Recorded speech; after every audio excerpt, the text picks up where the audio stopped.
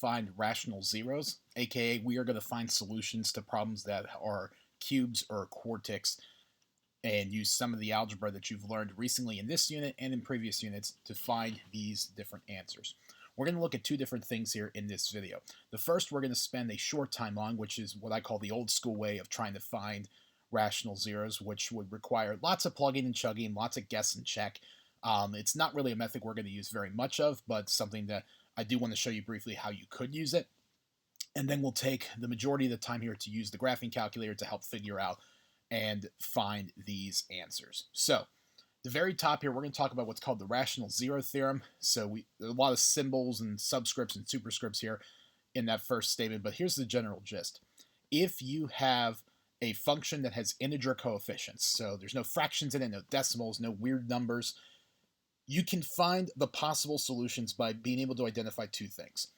Finding the factors of the constant term and the factors of the leading coefficient and dividing each of those together. What you end up with is a list of different values that could possibly work. It doesn't mean all the numbers work, but it means some of them absolutely could. It's basically a smarter way to guess and check. So in these two examples here, we're going to look at the possible rational zeros that you could possibly solve for and would possibly work in these problems. So in function, the example for A here, the function is f of x equals x cubed plus 2x squared minus 11x plus 12. First thing we need to identify is what's the constant, what's the leading coefficient. Remember that the constant is the term without the variable. So in this case, it's 12, while the leading coefficient is the number in front of the term with the highest exponent, stuck in that invisible one so you can see it. But those are the two numbers that we need to work with. Now, ultimately, we are trying to figure out the factors of each of those. So according to what's up at the top here, we're going to find the factors of the constant and compare them to the factors of the leading coefficient. So the factors of 12, there are three pairs, so a total of 6 numbers. The factors of 12 would be 1 and 12, 2 and 6, and lastly 3 and 4. Each of those has a plus minus sign with it because, yes, you could do 1 times 12 and get 12, but you could also do negative 1 times negative 12 and also get 12. So we are going to incorporate the plus minus sign with these here because there are both the positive and negative possibilities. Leading coefficient is a little bit easier because the leading coefficient is 1. The only factor is 1, plus and minus 1 to be specific. So what you would do here is you would take every number from the top, every number on the bottom, and you would divide them and simplify to come up with your list of possibilities. What makes this, again, a little bit simpler is there's only one value to divide by, that plus minus 1. All those numbers from the top would get divided by 1. So really not a whole lot's going to change because dividing by 1 we know doesn't do anything. So your possibilities would be plus and minus 1, plus and minus 12, plus and minus 2, plus and minus 6, plus minus 3, and plus minus 4. That means there are 12 possibilities that you could plug in. Only some of them work to find what the zeros would be, to find the actual solutions to this problem. In the olden days, before graphing calculators, you would have to try to basically plug these in until you could get at least something to work before you could chip away at it using other algebra skills. But those would be the things you would try to guess from. B, we're going to see the same thing here. We're going to identify the constant and leading coefficient. The constant is negative 10. The leading coefficient is 4. We're going to identify the factors of each of these. So the factors for the constant, even though it's a negative 10, we're still going to just work with it like it's a regular 10. The negative doesn't really affect this. So the pairs of factors that work for 10, you'd have plus minus 1 and plus minus 10. And you'd also have plus minus 2 and 5. My leading coefficient is 4. There are a couple more factors with it, so you'd have 1 and 4, as well as 2 and 2. I only write the 2 once because writing it twice doesn't really do us any good. You end up dividing by 2 multiple times, you end up with the same set of answers, so why be redundant? Now, to simplify these, you have to take every number up top and divide it with every number at the bottom. So I'm going to take the plus minus 1 and divide it by the 3 numbers in the bottom. So 1 divided by 1 is 1, 1 over 4, 1 over 2, and all these receiving the plus minus sign. You then do it with the 10 up top, divided with all the numbers in the bottom. So you end up with 10, 5 over 2, and 5. 10 divided by 1 being 10, 10 divided by 4 being 5 halves, and 10 over 2 being 5. Then I take it with the 2 and divide it. So 2 divided by 1 is 2. But then as I go through the rest of the list, 2 divided by 4 is 1/2. I already have that in my list, so I don't need to be redundant. And 2 divided by 2 is 1. I already have that in my list, so I don't need to list it again. Then last but not least, I divide the 5. 5 divided by 1 is 5, which by accident I wrote again. You don't need to list it twice by any means. Okay. 5 over 4, that's a new number in your list. And 5 over 2, we already have. That list, that's 16 total numbers that you can walk through. Those 16 numbers are your possibilities for solutions in this problem. And again, only a handful of them work. So you'd really have to possibly do a lot of guess and check and a lot of plug and chug to figure out what numbers work and what don't. That's a very lengthy exercise. You can certainly do it this way, but why would you? What we're going to do is a little bit shorter of a way. Since you have a graphing calculator, we're going to use it along with the algebra you've learned over the last few weeks to find all the solutions to these bigger problems. So let's take a look here at the next slide. And for this, we are going to use our graphing calculator. So I'm going to go ahead and pull that up on the screen here. So you can see in number 2, I've already punched it in. And with the graphing calculator here, I punched in our function, x cubed minus 8x squared plus 11x plus 10. If you want to look at the graph of this, you certainly can. But what I care more about are the table of values. So once you punch this in, you hit second, graph. I didn't see the pop-up. Let's try that again. Second, graph. There we go. And that'll pull up the table of values. If you punch this in correctly, you should see a table that matches mine. Now, what you are looking for here, the calculator will be your friend in some respect in that it'll give you potentially some of the answers that you need for this problem. Sometimes it will give you all of them, but a lot of times it won't give you all of them. So we have to still use our algebra skills to solve for every possible answer, but we can certainly use the calculator to get ourselves started. So what you're looking for in your table is you're looking for at least 1 0, okay? One of the zeros. And remember, 0 is a word for x-intercept, aka the y value is 0. So if I scroll through my table a little bit, the first one I see, -1 comma 0, that is a 0 of the function. And again, key being, it's an x-intercept. The y value is 0. We are going to use that to get this problem started. So I'm going to go ahead and pull this screen back up. First thing you're going to do is you're going to use the calculator to identify at least one of the zeros. So in this case, -1 comma 0, we pulled that from our table. What we're going to do from here is we're going to use synthetic division to trim this problem down and to make it something that we can actually solve. Okay, so to use synthetic division, we're going to go ahead and take that 0 we just identified, the -1, and we are going to go ahead and put it in a little elbow box here. And then next to it, we're going to put out all the coefficients that are from that function. So the 1 off the x cubed, -8 from the x squared, 11 from the x, and the 20 at the end. You do want to check and make sure that you don't need any placeholders, because if you do need a placeholder and forget to stick it in, you're not going to get anywhere with this problem and you're going to have a massive issue. From here, it's the same process you've gone over the last couple of lessons with synthetic division. We're going to pull down the first number, we multiply by what's in the box, and add the column. Take that result, multiply by what's in the box, add the column, multiply, and add. If you do this correctly, this is kind of similar to when we did these problems when we had the factoring aspect of it. In factoring, it divided evenly. Well, if I have a 0, that comes from a factor, which means it also divides in evenly, meaning you should have no remainder. So the fact that our last number in this synthetic division table is a 0 is a good thing, because it says there's no remainder. It also likely means you did this process here correctly. So like always, I'll label just so we remember what's what, and I can rewrite the problem as x squared minus 9x plus 20. Now, I'm throwing the equals 0 at the end solely because we're trying to find zeros, aka we are solving. So one of the little trickier parts here is, again, we use synthetic division in some different ways. If I'm just straight up dividing, like we did in the first lesson with this, once I get the x squared minus 9x plus 20, life is good. When we added the factoring, we then broke this apart. Now, we are finding all the zeros, which means you are going to factor it and solve for the solutions for x. So that's why we set this equal to 0. From here, you're going to factor this trinomial apart. So x squared minus 9x plus 20. That'll factor apart as x minus 5 and x minus 4. And again, you can see I'm doing a little check here just to make sure it matches up with the middle. Life is good. It's factored correctly. Once you've factored it, now you're going to solve. So this goes back to zero product properties, something we reviewed multiple chapters ago. We're going to go ahead and take each of the little factors and set them equal to 0. And then once we do that, we can go ahead and solve. So we end up with two x values of 5 and 4.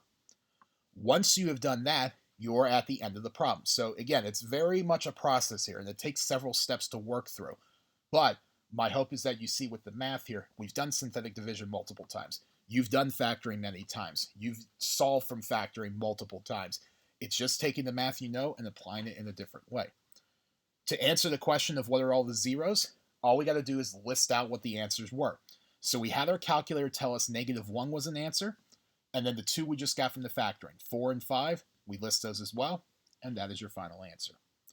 So we're going to go ahead and repeat this process here a couple of times here. So if you want to try one of these problems here on your own, just to make sure you're doing it right and see if you match up with me, great. If not, continue watching here. So number 3 is a pretty similar problem. X cubed minus 8x squared plus 5x plus 14. I'm actually going to go ahead here and enter that in the calculator just so you guys can see it one more time. So we type this in. As I click through some buttons, here we go. Go to our table. So once again, I want to look in the table for a 0. Now once again, the first one I see, -1, 0. Okay, that happens to be a pretty common 0 in some of these problems here. It doesn't always come up, obviously, but that's a common place to pull from. That's the 0 we can use to get started. You also notice there's 2, 0. Eventually, you'll get that as one of your answers as well. It's also one that you could certainly start with if you wanted to. But I'm going to go ahead and use -1, 0 because it's already what I have written out on the screen. So I'm going to use that to get started. We're going to do the same thing as the last problem here. So we're going to use the calculator to get a 0. -1, 0 coming straight from the table. And then we're going to verify with algebra. We're going to use synthetic division to chip this problem apart, whittle it down a little bit, and we're going to go ahead and solve. So once again, I look at my function. There's nothing missing in terms of a placeholder, so this should be an easy setup. Whip off your coefficients with the 0 in the little elbow box. Pull down that first number and continue that multiply and add pattern. You can see how everything's filling in here. Multiply, add, multiply, add, multiply, add. If you do it correctly, once again, you should have a remainder of 0, which we do. And we've got all the other values here that we can label. So I can write this out as x squared minus 9x plus 14. And again, since we're finding zeros, we're finding solutions, we set that equal to 0. So we're going to take this here. We're going to factor it apart. So let's go ahead and factor. The two numbers that we factor this apart with would be x minus 7 and x minus 2. Okay, and you can see here I'm checking that once again with the middles and the outside to make sure that it matches what's in the problem. It does. Life is good. And then we take each of the factors, set them equal to 0. So if I take the x minus 7, that would mean x is 7. If I take the x minus 2, that means x equals 2. Once I factored, again, I've got my answers. I just need to write it out. So I'm going to list my zeros. We have the -1 that we started with from the calculator, and the 2 and the 7 we just got from factoring. And those 3 would be my solutions to this particular problem. So we're going to take a look here at 2 more examples here, just again to keep practicing here. The next one is a little bit, it's the same math, but it's a little bit more involved than what we've done in these past couple of examples here, simply because of the amount of terms that we have to start with. So we're going to go ahead and look at number 4. So we've got our function. So once again, I'm going to type that in. So we have 2x to the 4th minus 9x cubed plus 37x minus 30. So again, we go second graph, get our table. A lot of different things to pull from here. So -2, 0 is the first 0 that I see. Again, there's some other options on the screen, but I'm just going to go ahead and pull that one first. Now, you'll notice one other thing that I've done, okay, that I will go back over here in a second. If you notice in this function, now it has no impact on when you punch it in the calculator, the graph, and pull the table. But when we do the division, there is no squared, okay? It is missing that 0x squared in the middle. You are going to need that placeholder once we get to the synthetic division piece. So if you have to make sure to notice that. Again, you don't necessarily have to do that right off the bat to punch it in the calculator, but you'll certainly need it when we do the synthetic division here in just a moment. So once again, we're going to use our calculator to get that initial 0. So again, -2 comma 0, that's it. Do some synthetic division here. So once again, we're going to verify.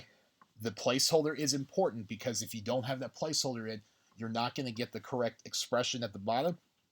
And you'll also notice too that your remainder will be off, which should also be a clue that you're missing something. So again, we do that same pattern with synthetic division. You can see all the terms popping up here.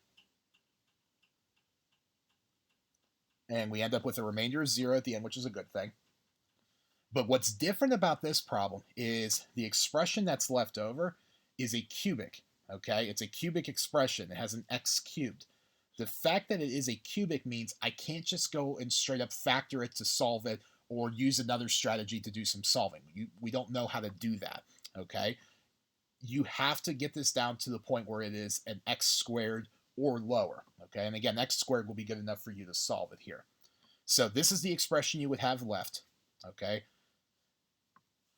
Since it's a cubic, okay, you are going to have to repeat this process in order to get it down to something that's quadratic, to something that is squared.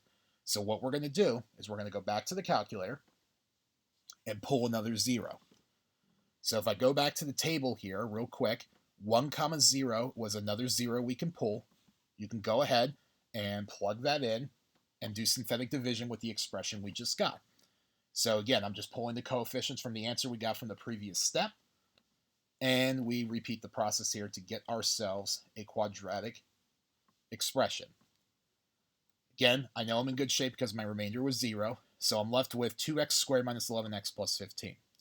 This is now something we can solve by factoring. And you can see here we're going to go ahead and factor. Now you got to be careful because we've got ourselves a situation where it's a 2x squared. So the 2x squared splits apart as 2x and x. You take two numbers and multiply to 15. That'll hopefully work your way to get to -11. And you can see the combination that I picked there. 2x minus 5 and x minus 3 is how you break that apart. You set each of those equal to 0. So you can see with the first factor, it turns into x equals 5 halves. And then with the second factor, you get x equals 3. This one, obviously, they take plenty of steps in the first place, but dealing with the fact that we had something to a 4th power means we had to do multiple ways of synthetic division to get this down far enough to factor and solve at the end. I'm not saying you're going to see billions of problems like this, but ultimately, the higher the power, the higher the degree of the function you're dealing with, the more of these steps you have to do to kind of chip away at it to eventually solve for it. But now that we've factored it, we solved and got those couple of numbers there, we can go ahead and list our final answers here. So the -2 and the 1 that we pulled from the calculator, the 5 halves and the 3 we can pull as well from the factoring we just did. So that would be your final answers there and the zeros of this particular function. We're going to go ahead and do one more example here, and this will be a lot more similar to what we just did in the two prior to this. So we've got our expression here. Once again, you can use your calculator to punch stuff in. I'm not going to punch it in at this point. -1 comma 0, if you punch in that function, will come right from the table. Now this one's a little bit nicer because, again, there's one less term. There's no need for a placeholder. Everything is in order like it's supposed to be. So we're just going to go ahead and do synthetic division and work that through. So same steps as always. Again, we get a remainder of 0, so I know we're in good shape. So you're left with 2x squared plus 3x minus 14. Again, it's another 2x out in front, so we got to take a little more time and factor this correctly. So split apart 2x squared is 2x and x. And try to break apart -14. 7 and -2 would be the right order to do that, as you can see. Checks itself out, so it's factored correctly. So we set 2x plus 7 equal to 0. You solve it. X ends up equaling -7 halves in this case. Then take the x minus 2. Solve for that. You get x equals 2, which will then give you your final list of zeros. -7 halves, -1, and +2. Reason why it's important to be able to do this with the algebra is for these situations here, like number 4 and 5, in that you don't always get integer answers. If they were always integers, you could just go to the calculator and get them all in one shot without any work. But a lot of times you have fractional answers. You'd have to do a lot of adjusting with your table and really messing with that to try to find your different answers. Sometimes the answers are not going to be in that table. So you do have to use the algebra in order to verify and justify the solutions you are getting. So that's how you find zeros. And again, we're using our calculator here to kind of help get us started. But then from there, we're using synthetic division and we're using factoring to solve for everything. In the next lesson, you're going to see a lot more of this. But what you'll also see moving forward is that to solve at the end here, it may not always be factorable. We may have to use our old friend quadratic formula. And we'll see that here in the next lesson coming up. If you have any questions on anything, obviously let me know. Otherwise, thanks for watching.